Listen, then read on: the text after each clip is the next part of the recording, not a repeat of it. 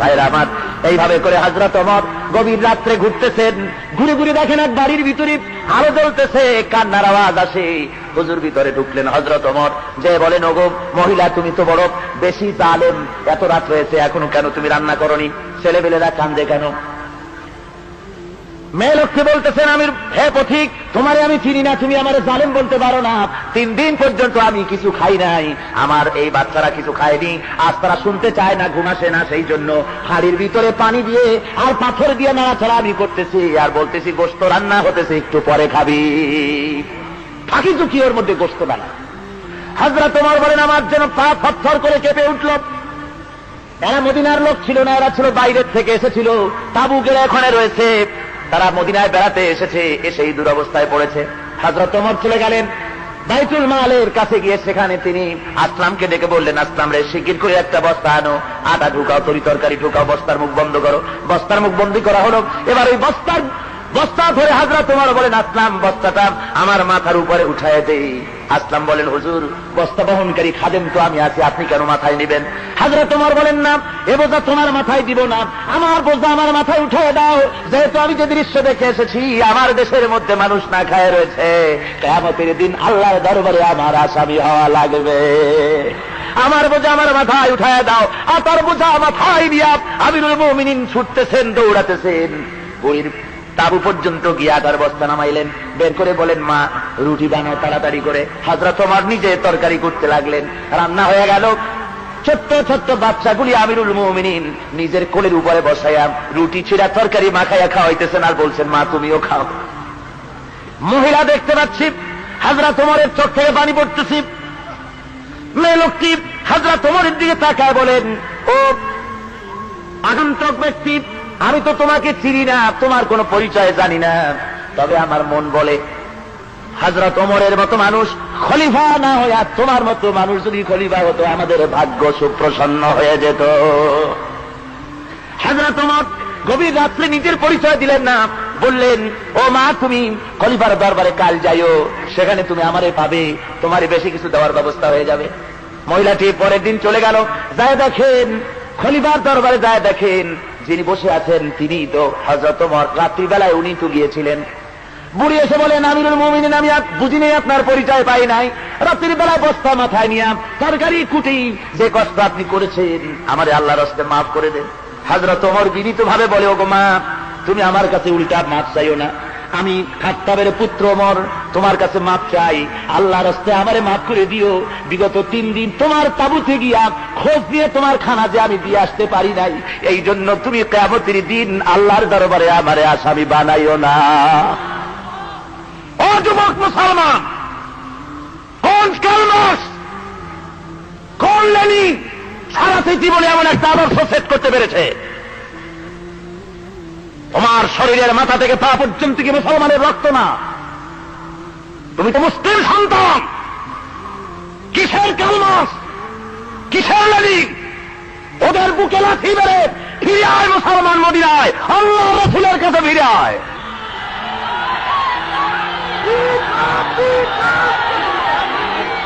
হযরত ওমর তিনি মিশরের গভর্নরকে খবর দিলেন। মিশরের গভর্নর এলো। হযরত ওমর বললেন, ও মিশরের গভর্নর, বসো, তোমার সঙ্গে কথা আছে। ছেলেকে ডেকে বললেন, আব্দুল্লাহ, তাড়াতাড়ি ঘরের মধ্য থেকে কিছু খাবার নিয়ে আসো।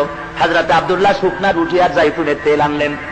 হযরত ওমর বিসমিল্লাহ বলে খাওয়া শুরু করে দিলেন। তেলে ভিজাইয়া শুকনা রুটি খাচ্ছেন আর জিজ্ঞেস করছেন, গভর্নর, তোমার মিশরের গোশতের দাম কত, আটার দাম কত, রুটির দাম কত, জিজ্ঞেস করতেছেন। বেশ আধা ঘন্টার মতো চলে গেছে। মিশরের গভর্নর বলছেন, আমিরুল মুমিনিন, আপনি কিন্তু অর্ধেক খাওয়া শেষ করছেন, আমি এখনো বিসমিল্লাহ বলিনি। কেন? কয় যে শুধুই আচারের তেল আসছে, কোনো গোশত নাই, খাবার নাই, কি দিয়ে খাবো?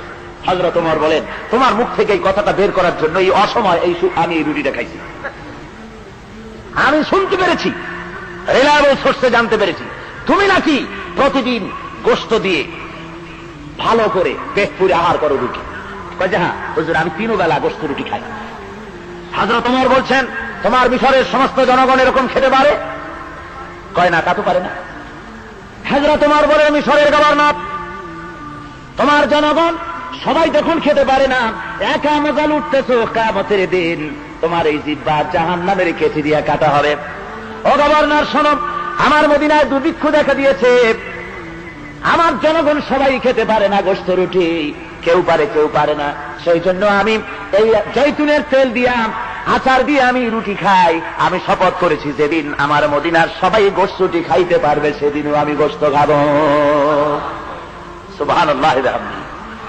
ইসলামের রাষ্ট্রপ্রধান, রাষ্ট্র প্রশাসক, শাসনকর্তা এইভাবে করে দেখাইছেন তাদের দায়িত্ব পালনের চরম পরাকাষ্ঠা। এই জন্য শ্রেণী সংগ্রাম সেখানে হয়নি। হযরত ওমর রাদিয়াল্লাহু তাআলা আনহু, ইসলাম কারে কয় বাবা, ইসলাম কাকে বলে? রোমক সম্রাট তার গোয়েন্দা বিভাগের লোক পাঠাইতেছে, দেখো তো যেভাবে ইসলাম এক একটা দেশ দখল করতেছে, তার আদর্শ দিয়ে না জানি রোমও কবে চলে যায়। আমিরুল মুমিনিন কেমন, সিংহাসন কেমন দেখে আসো। রোমের বাদশাহ, রোমের গোয়েন্দা বিভাগ আসলো, মদিনায় ঢুকে সাহাবীদের জিজ্ঞেস করছেন, আইনা মালিকুকুম, তোমাদের বাদশা কই? তারা বললো যে আমাদের জন্য কোনো বাদশা হয় না, বাল্লা না আমির, আমাদের জন্য একজন আমির হয়। আচ্ছা হলো আমির, সেই আমির কই? কয় যে কোথায় তা জানি না, তবে শুনেছি ওনার উট হারায় গেছে, উট তালাশ করতে গেছে। আশ্চর্য কথা, আমিরুল মুমিনিন অর্ধেকটা পৃথিবীর প্রেসিডেন্ট, উট হারায় গেছে তালাশ করতে গেছে নিজে। কোন দিকে গেছে? কয় শুনছি এই দিকে গেছে। গোয়েন্দা বিভাগের প্রধান সেই দিকে গেল, যাইয়া দেখতে পেল সাথে একটা লোক গেছিল, যাই দেখে একটা উট গাছে বাঁধা, আর গাছের তলে একটা লম্বা মানুষ শোয়া।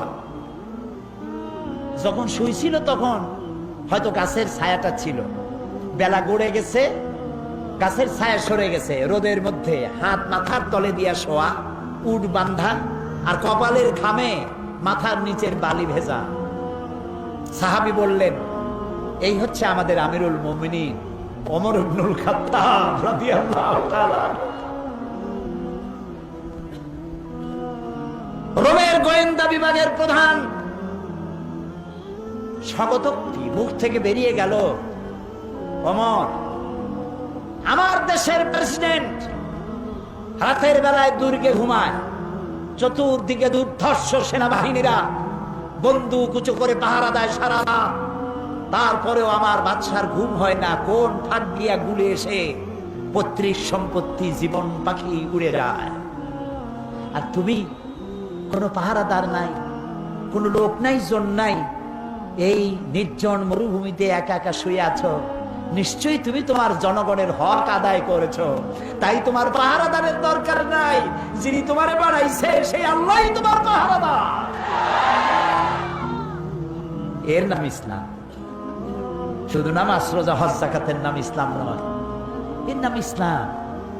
রুজি রোজগার করার জন্য সমস্ত নবীরা কাজ করেছেন, সাহাবায়ে কেরাম কাজ করেছেন, ক্ষুধায় কষ্ট করেছেন, ক্ষুধার যন্ত্রণায় ছটফট করেছেন। সাহাবায়ে কেরাম নবী করিম সাল্লাল্লাহু আলাইহি ওয়াসাল্লাম দুয়ারে দুয়ারে খাবার পৌঁছাইছেন, নিজে কষ্ট করেছেন। প্রিয় ভাই সব, হযরত ওমর রাদিয়াল্লাহু তাআলা আনহু মসজিদ নববীর ভিতরে বসে দেখলেন জোহরের সময় কয়েকটা লোক বসা, আসরেও তারা, মাগরিবেও তারা, এশায়ও তারা, পরের দিন ফজরেও তারা। জিজ্ঞেস করলেন, এই বেটারা তোমরা কারা? প্রত্যেক নামাজে এক জায়গায় দেখি। বললো যে আমরা আল্লাহর ইবাদত করি, জিকির আজকার করি। তো তোমরা খাও কি? কইছে আল্লাহ ভরসা করে আছি, আমাদের এই জায়গায় জিকির আজকার করতে দেখিয়া এলাকার লোকেরা রান দিয়ে আমাদেরকে খাওয়া। কয় তাহলে তো তোমরা আল্লাহরে ভরসা করো না, তোমরা তো মানুষের উপরে ভরসা করে আছো। শোনো, আগামীকাল এটা তো ফজর গেল, আজকের জোহরের নামাজের পর যদি এই জায়গায় তোমাদেরকে বসা দেখি, ব্যাট মেরে মসজিদ থেকে বের করে দেব। এটা ইসলাম নয় যে তুমি কাজ করবে না, বসে বসে খাবে, এর নাম ইসলাম নয়। তুমি নিজে কাজ করবে, নিজের জন্য, অন্যের জন্য কাজ করো, এটি হলো ইসলামের নির্দেশ। সুতরাং ইসলাম নামাজ রোজা হজ যাকাত নিয়েই শুধু আসে নাই, এসেছে মানবতার কল্যাণের জন্য, মানবতার মুক্তির জন্য। সুবহানাল্লাহি ওয়া বিহামদিহি, সুবহানাল্লাহি ওয়া বিহামদিহি।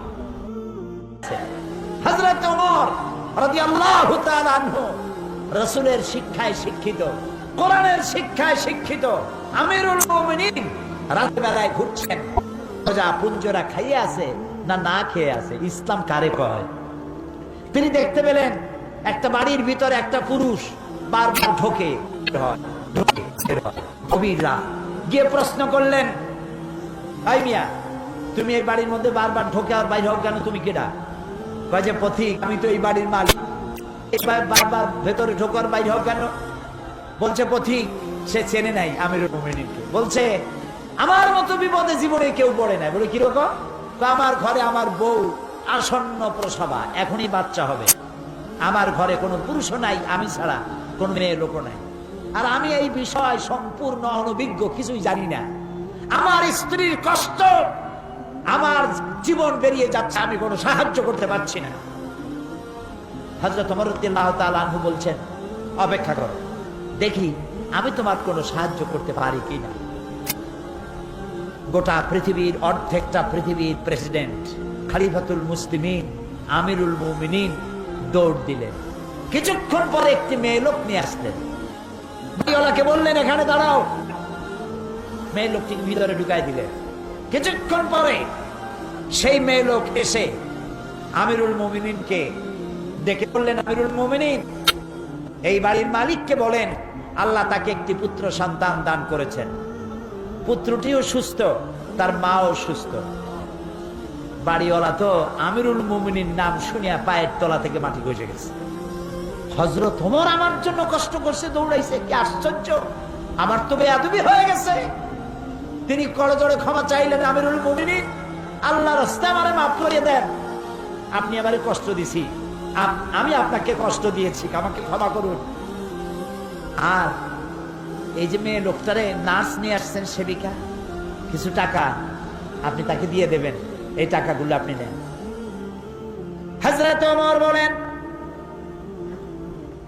ও আল্লাহর বান্দা, আমার কাছে ক্ষমা চাইও না, আমার কাছে ক্ষমা চাওয়া উল্টা হবে, কারণ তুমি আমার এলাকার ভিতরে বসবাস করো, তোমার এই কষ্টের কথা তুমি জানাবার আগে আমি নিজেই জেনে যে খেদমত দিতে পারি নাই, এজন্য কিয়ামতের দিন ওমরকে আল্লাহর দরবারে তুমি আসামি বানাইও না। আর যে মেয়ে লোকটিকে টাকা দিতে চাও, ওই মেয়ে লোকটি কোনো পেশাদার নার্স নয়, সেবিকা নয়। যেই মেয়ে লোকটি দিয়ে আমি তোমার স্ত্রীর খেদমত করালাম, ওই মেয়ে লোকটি আমার স্ত্রী। সুবহানাল্লাহ, এর নাম ইসলাম, এর নাম ইসলাম। শুধু নামাজ রোজা হজ যাকাতের জন্য নয়, নামাজ রোজা কম্পালসারি ডিউটি, দাড়ি রাখা মুসলমানের আলামত, মেসক করা, সুরমা লাগানো, লম্বা জামা গায়ে দেওয়া, এগুলি ইউনিফর্ম। কিন্তু মূল স্পিরিট, আসল জিনিসটা হারায় ফেলেছি, খোলস হারায় ফেলেছি, মূল জিনিস হারাইয়া খোলস ধরে আছি। হ্যাঁ, পাগড়ি আমার দরকার, এটা আমার শেয়ার, আমার পাগড়ি প্রয়োজন, আমার টুপি প্রয়োজন, আমার দাড়ি প্রয়োজন, আমার লম্বা জামা প্রয়োজন, আমার তাসবিহ প্রয়োজন, কিন্তু সব থেকে বড় প্রয়োজন ছিল মানব প্রেম।